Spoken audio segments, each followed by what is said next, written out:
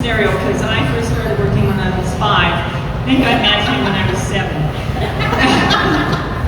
Brian, if you could please come up and just tell us a little bit about what you know about the Toolshed Brewery Company. Brian is one of our connectors, ladies and gentlemen. And you met him at the registration desk, so I'm glad he's actually doing this anyway.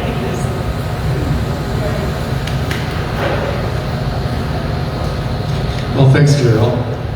So we're in a pretty interesting place here, and you had an opportunity to sample some of their product, which started out just on the beer side and more recently evolved into the food side. Graham Sherman, who is the original founder of the company, he also does the competition barbecue thing, came away with some awards very recently. So the story behind this, and from my corporate life, we've had the benefit of having Graham at corporate conferences to speak about how you build a business. And it really doesn't matter what kind of business you're building. There's a lot of same fundamental principles. And he shares the story about how he built this business. We've had him at industry events. Graham has traveled the world to tell the story. And if you ever have a chance to listen to him, absolutely, because I'm not going to do this justice at all. But I'll give you a bit of the background. So Graham and his original partner, Jeff, were high-tech geeks in full combat uniform, doing secure communications for the Canadian military in Afghanistan. That was their job. They had 3 hobbies. Guess what they were? Making beer in the tool shed in Graham's backyard, barbecuing, and roasting coffee. And after a point where they're married and they've got kids and they're saying, we can't be going back to Afghanistan rotation after rotation after rotation. We need to do something differently. And they chose beer as their starting point. Now, in Alberta at the time, you had to have the ability to produce that much beer. Well, that was the Big Rocks and the Wild Rose, and they had the capacity to produce that much beer. And so they started producing beer in British Columbia, which was a little more receptive to it. They trucked it into Alberta in U-Hauls, and they built a market.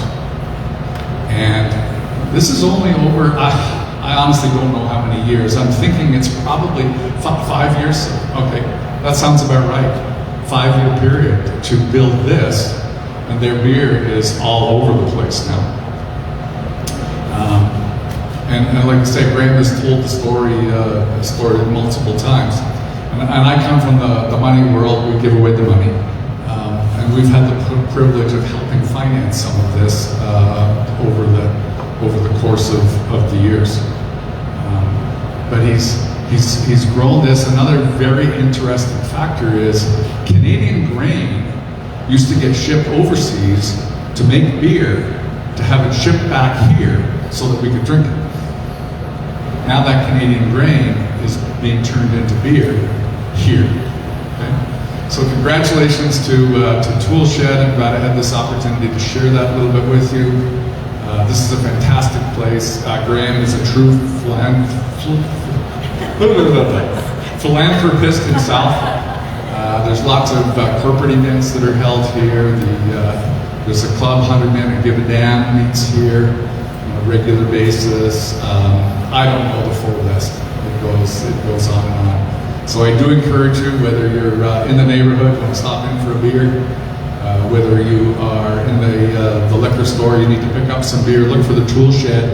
If you go onto their website, every beer has a story. And if you look at your glass, what does it say? Handcrafted beer, best served with a story. Best served with a story. So if you dig down into their website for every one of these beer, there is a story. Okay?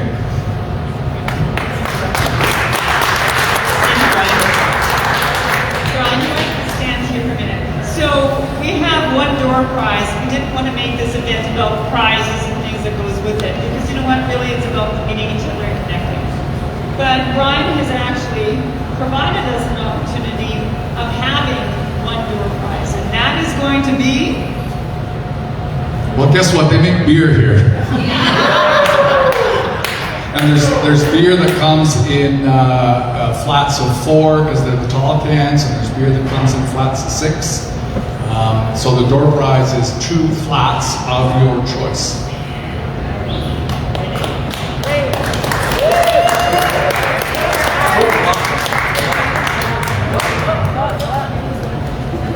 Get Rick to draw. Rick sit there and mind his own business. Rick, stand up. We'll put an end to that. Yeah, you draw. Of course you can. Woo! Sylvana from Zentasi.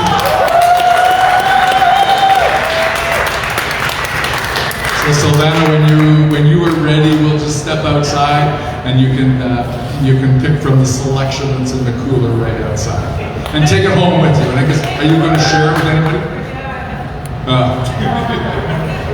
I know your address, by the way. We do know her address. I don't know why we wrote her. One of the things I would like you all to consider, if you are not one of our connectors, if you've not seen your face on this amazing 20-foot screen, I want you to think about becoming a connector. We have some application forms. I'd love for you to have a chance to fill it out. One of the things I want to let you know is this. All of the application forms that are filled out tonight are going to go back into another draw. And what will happen is that after we spend some time and discover who you are and what you do, we will say, okay, you have your annual fee taken care of for the very first year. That's what this is. So if you are interested in becoming a connector, please take a moment to take an application form, fill it out. We're going to put it in a draw, and we're going to draw it at the end of May. Okay? Now, the other thing that happens in coming to our place, or coming to these kinds of things, are things like this.